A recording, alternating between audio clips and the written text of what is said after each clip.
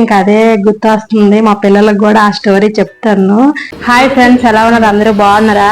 ఈ రోజు అయితే తీయని కొబ్బరి చేశాను. ఈ కొబ్బరి పాటు ఒక తీయని జ్ఞాపకం కూడా నాకు చిన్నప్పుడు ఉంది. మీకు ఏదైనా ఉంటే ఇలా కామెంట్ చేయండి. నాకేదన్నది తర్వాత చెప్తాను. నేనైతే ఇంత పర్ఫెక్ట్ గా కొబ్బరి మా అమ్మదారి అయితే నేర్చుకున్నాను.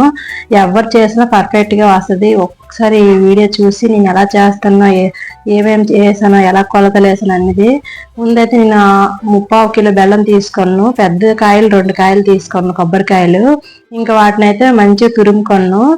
ఇంకా ఈ బెల్లంలో అయితే కొంచెం వాటర్ వేసి బాగా బెల్లం కరిగించుకున్న తర్వాత ఇంకా వడపోసుకున్నాను బెల్లం వాటర్ని. ఎందుకంటే ఇందులో ఏదైనా చెత్త ఏమైనా ఉంటే ఇంక ఇలా వడపోసుకుంటే ఇంకా చెత్త ఇసుక లాంటిది ఏదైనా పోద్దనేసి ఇలా వడపోసుకున్న తర్వాత ఇంకా ఆ తెప్పల్లో అయితే బెల్లం నీళ్ళు వేసుకొని ముందు కోరుకున్న కొబ్బరికాయ తురుము కూడా వేసుకోవాలి.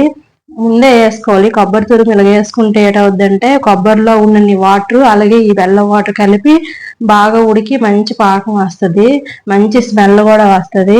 ఇందులో ఉన్న కొన్ని చిట్కాల్లోని ఇది ఒక చిట్క.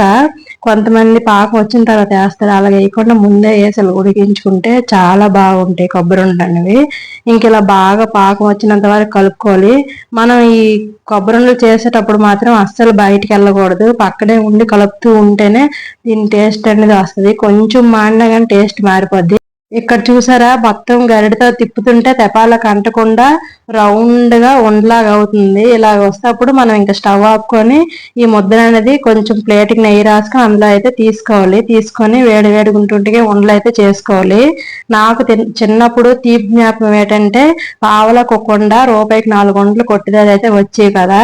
చాలా టేస్ట్గా ఉండేవి. ఒక కొండ తింటే చాలా సేపు వరకు మన నోట్లో అలా కరిగేది. ఈ కొబ్బరి చేస్తే ఇంకా అదే గుర్తొస్తుంది. మా పిల్లలకు కూడా ఆ స్టోరీ చెప్తాను. ఇంకా మా చిన్నోడు కూడా నాతో పాటు ఉండలు చేస్తాడు. చాలా బాగున్నాయి. ఇలా ఒకసారి ట్రై చేయండి. నచ్చితే లైక్ చేయండి ఫ్రెండ్స్. Thank you.